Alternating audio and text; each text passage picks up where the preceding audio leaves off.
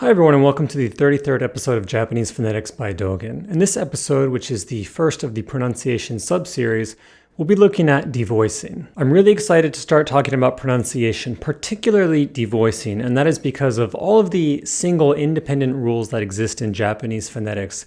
Devoicing had by far the largest impact on my spoken Japanese, and I imagine it will for many of you as well. This isn't an extremely high-level concept, so I imagine that many of the more advanced learners will already know a good deal of what we'll be learning today, but I still hope that the way we cover it proves to be beneficial. Okay, with that out of the way, let's begin, starting things off with a quick anecdote. When I began studying Japanese at university, my end goal was to one day speak with a native-like accent. Rather than knowing thousands of kanji, I wanted to sound like a Japanese person, so I was fairly concerned with pronunciation from the get-go, even before I knew what phonetics was. I asked a lot of questions about pronunciation in class, recorded myself from time to time, and tried to hang out with as many native speakers as I could. Because of this, I had a lot of pride when it came to my pronunciation, a comical amount of pride, really. This pride, in turn, made me hyper-aware of other Japanese learners' pronunciation. I never cared if someone knew more grammar than me, but if they had better pronunciation than me, I basically went into a state of denial. While I can talk like that, I would tell myself, often mimicking whatever they said under my breath. There was one definitive instance, however, when I heard a half-Japanese, half-American student say a seemingly simple phrase that I couldn't mimic, and it drove me crazy. I knew that he was saying the phrase correctly, and I didn't know why I couldn't say the phrase correctly, why I kept getting caught up. The phrase was an informal "wanna go," which is written like this.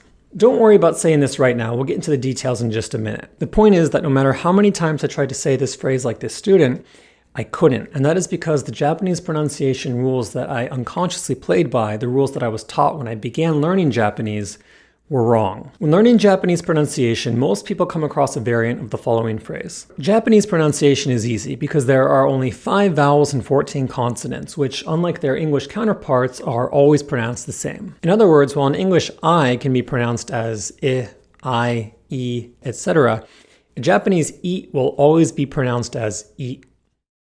I, I, I. 今、今、井戸、井戸、軽い、軽い。Ts is always ts, p is always p, ku is always ku, and on and on. つ、津波、ピ、ピザ。く、熊。 This, much like Japanese intonation is flat, is a gross oversimplification which, when believed, and most people believe it because it's what they're taught, greatly limits the naturalness of once spoken Japanese. If all sounds are always pronounced the same was true, then the phrase wanna go, pronounced quickly, would be ikuka, which my 18-year-old self would have had no trouble mimicking. But it's not true, which is why the phrase wanna go, said quickly, is not ikuka, but ikuka. Note the difference. Wrong. Ikuka. Right. Ikuka. 行くか、行くか、行くか、行くか、行くか、行くか。 So what exactly is going on here? Devoicing. The U sound in ku, as well as the E sound at the beginning of the word to a certain degree, are not said. Let's explore this phenomenon in detail. In spoken language, there are vowels and consonants. Vowels, put very simply, are sounds that are said with an open vocal tract through the vibration of the vocal cords. The second part of this phrase is key. When you produce a vowel, you engage your vocal cords. Try putting your fingers against your throat while saying the 5 Japanese vowels to confirm this. A, I, U, E, O. As you undoubtedly notice, when you make any of these sounds, your vocal cords vibrate. Independent vowels like this are voiced sounds because we engage our vocal cords when producing them. On the other hand, consonants are sounds in which your breath is at least partially obstructed. Consonants can be either voiced or unvoiced. T, for example, is an unvoiced consonant. Try making a T sound while putting your fingers against your throat. No vibration, right? Again, this is because T is an unvoiced consonant. How about D? D, D, D, D. With this consonant, our vocal cords are engaged. Thus, D is a voiced consonant. This actually is the only difference between T and D. For T and D, everything is in the same place. Our tongue, our lips, our jaw, etc. We simply engage our vocal cords to create a D.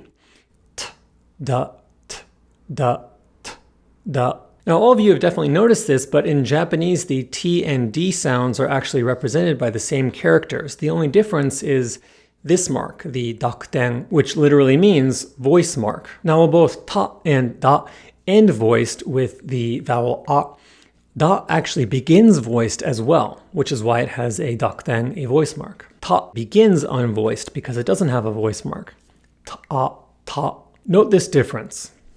Ta, da. Ta, da, ta, da, ta, da. Now, there are several other sounds in Japanese that have dakuten or voice marks. The G sounds, for example, are simply the K sounds with dakuten. Again, this is because the only difference between K and G sounds is that when we say G sounds, we engage our vocal cords. Ka, ga. Ka, ga, ka, ga, ka, ga. G is a voiced K. Likewise, Z's are voiced S's, B's are voiced P's, and so on and so forth. Sa, za, sa, za, sa, za. P, B, P, B, P, B. So in Japanese, there are some sounds that start voiced and other sounds that become voiced halfway through. A Japanese linguist noticed this back in the day and constructed the Japanese alphabet to reflect it in a practical manner. Okay, this knowledge is interesting, but it doesn't yet change the way we say independent sounds in Japanese. In other words, we now know that ku doesn't begin voiced, but this doesn't change the way that we say ku. Here's where things get interesting. In linguistics, there are predictable voicing and devoicing phenomena. This essentially means that sounds predictably change based on whether or not the surrounding sounds are voiced or not. For example, in the English word cups, the S is pronounced as a normal unvoiced S because the preceding consonant, P, is an unvoiced consonant. P, is unvoiced, so S is unvoiced as well due to voicing momentum, so to speak. On the other hand, if we look at the word cubs, as in baby bears, we notice a different phenomenon. Here, the S at the end of the word is pronounced more like a Z than an S. Cubs, not cubus, right? The S receives some voice because the preceding sound, B, bu, is a voiced consonant. So we say cubs, cubs. It's actually kind of difficult and unnatural to say cubus.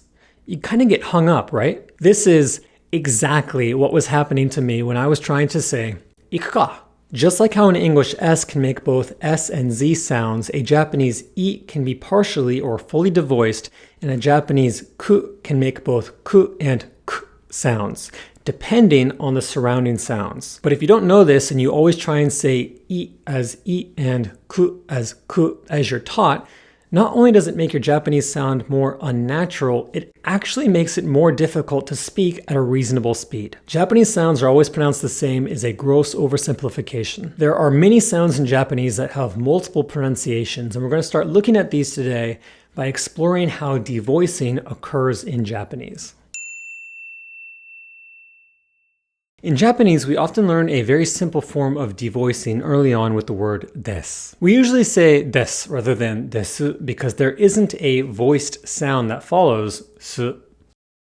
Desu, des, desu, des, desu, des. This is a great example of the devoicing phenomenon that occurs in Japanese. I'll be repeating this several times for emphasis. In Japanese, the high vowels I and U get devoiced when in between unvoiced consonants. In Japanese, the high vowels I and U get devoiced when in between unvoiced consonants. In other words, we do not engage our vocal cords for I and U when they are found between any pair of unvoiced consonants. Let's apply this concept to the phrase that we started with. Iku ka. If we look at the individual sounds in this phrase, we see iku ka. As we can see, both the ku and the ka do not have dakuten or voice marks. They begin with the unvoiced consonant ke. Let's make this a bit easier by displaying the romaji for this word. Okay, now what was the rule again? The high vowels I and U get devoiced when between any pair of unvoiced consonants. Take a good look at the romaji for this phrase. As you can see, the U is between two Ks, two unvoiced consonants. Thus, the U gets devoiced. We do not engage our vocal cords when saying it. So, rather than saying ku, we just say with no vowel. I, ku, ka becomes I, ku, ka, iku ka. Iku ka. Iku ka. Iku ka. Much easier to say than iku ka, right? If you're having a bit of trouble mimicking this phrase, don't worry. The same thing happened to me the first few times I tried. I heard the Japanese students say the correct iku ka, but I kept saying ikuka because I kept unconsciously trying to voice the U in ku. Remember that this is wrong. Ku is not always ku. Relax and rid yourself completely of the sounds are always the same mindset. Ku is sometimes ku, but sometimes it's the completely unvoiced ku. Perhaps try thinking about this phrase as if it was spelled like this. Ikuka, ikuka, ikuka. Iku ka. Iku ka. Iku ka.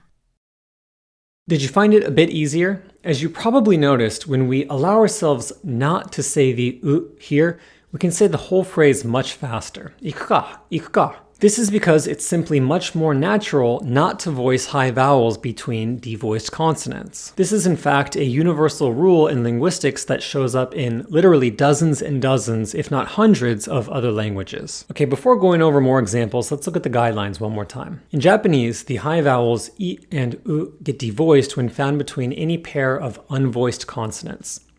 Let's make this a bit more specific. I and U will become devoiced when found between any of the following. K, S, T, CH, H, and P. As you'll notice, these are the sounds in Japanese that also have dakuten or voiced counterparts. It's also important to mention that I and U often, but not always, become partially or completely devoiced when there isn't a preceding or following sound. This is why des is said as des rather than desu, because there isn't a sound, a voiced sound, that comes after the su.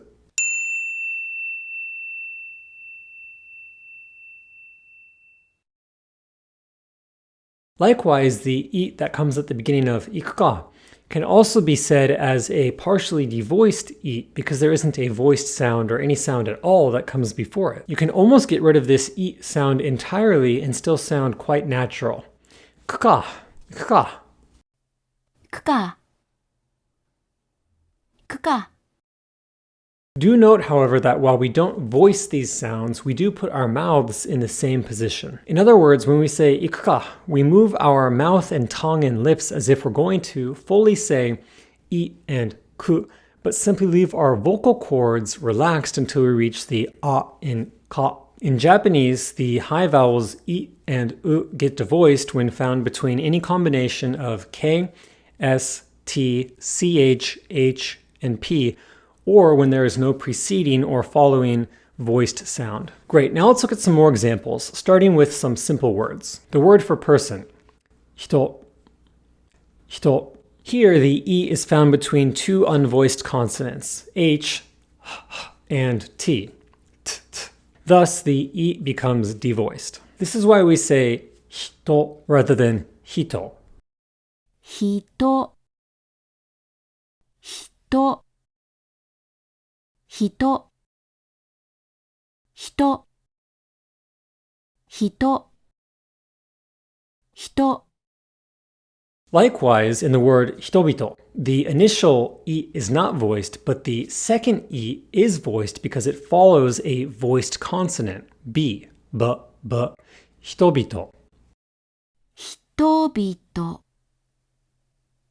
人々、人々。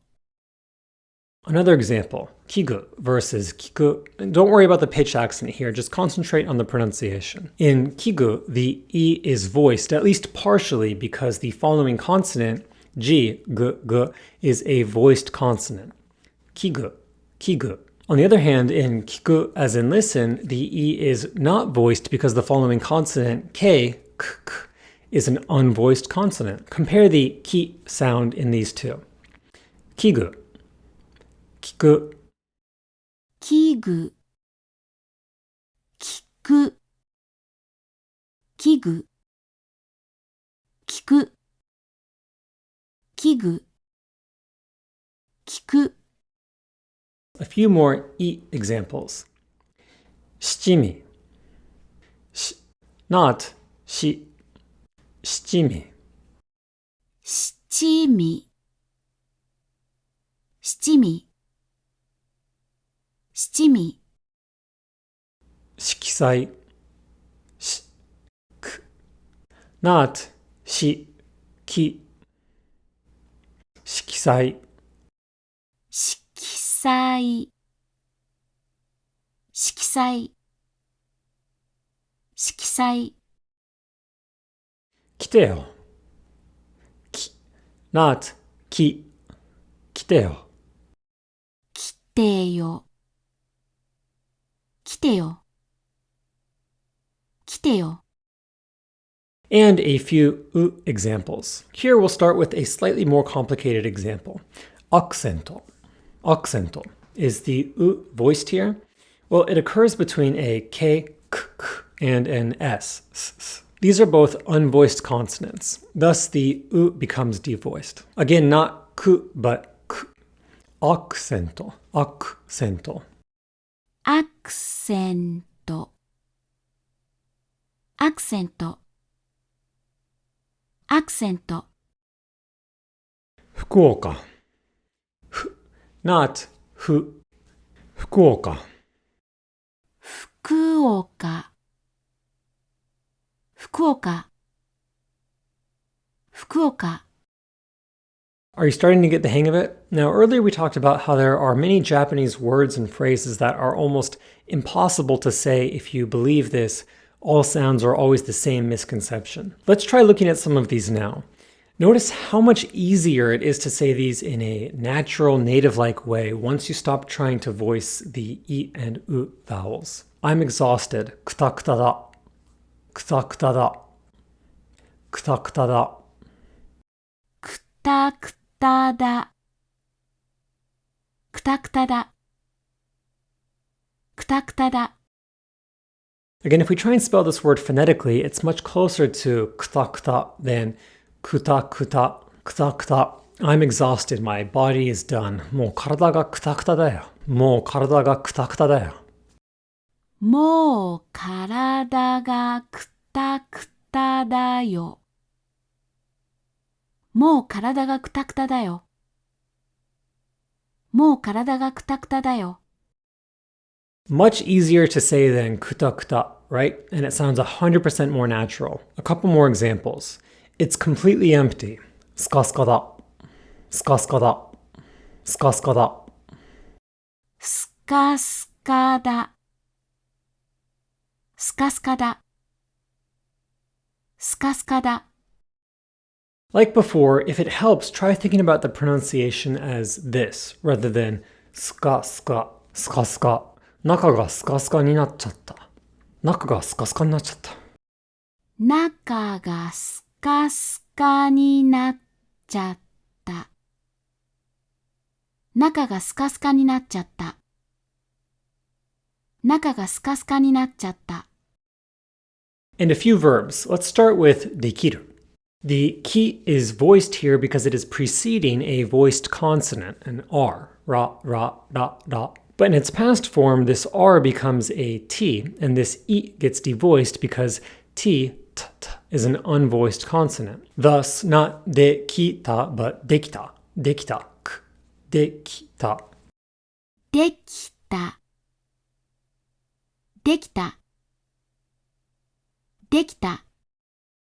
This may seem a little bit trivial, but it actually really helps when saying the same verb twice in a row, which actually happens a fair amount in Japanese, as in, o, dekita, dekita, or okita, okita, or kita, kita. できた、できた。できた、できた。できた、できた。起きた、起きた。起きた、起きた。起きた、起きた。来た、来た。来た、来た。来た、来た。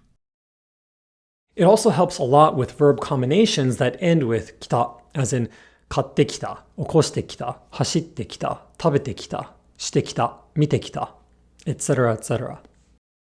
買ってきた。買ってきた。買ってきた。起こしてきた。起こしてきた。起こしてきた。走ってきた。走ってきた。走ってきた。食べてきた。食べてきた。食べてきた。してきた。してきた。してきた。見てきた。見てきた。見てきた。All of these become much easier to say with a proper understanding of devoicing. First, if the downstep or accent of a word happens to come on a devoiced vowel, then it's okay to voice this vowel. For example, in the verb tsukusu, the downstep occurs on the ku.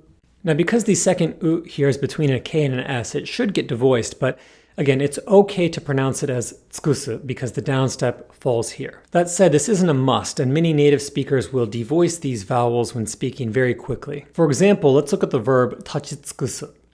If we say this verb slowly, the u is quite audible. Tachitsukusu. However, the faster we say this word, the more the u loses its voicing. Tachitsukusu, tachitsukusu, tachitsukusu, tachitsukusu. It's kind of an in-between state, right? Just remember that regardless of devoicing rules, downstep vowels are sometimes voiced. Okay, closing thoughts on devoicing. Devoicing is one of the most important phenomena in Japanese phonetics. However, if you try and remember the rule and the guidelines in their entirety, things can get a bit overwhelming. Thus, it's better not to think the high vowels I and U get devoiced when between K, S, T, C, H, H, P, or when there is no preceding voiced sound or when there is no following voiced sound.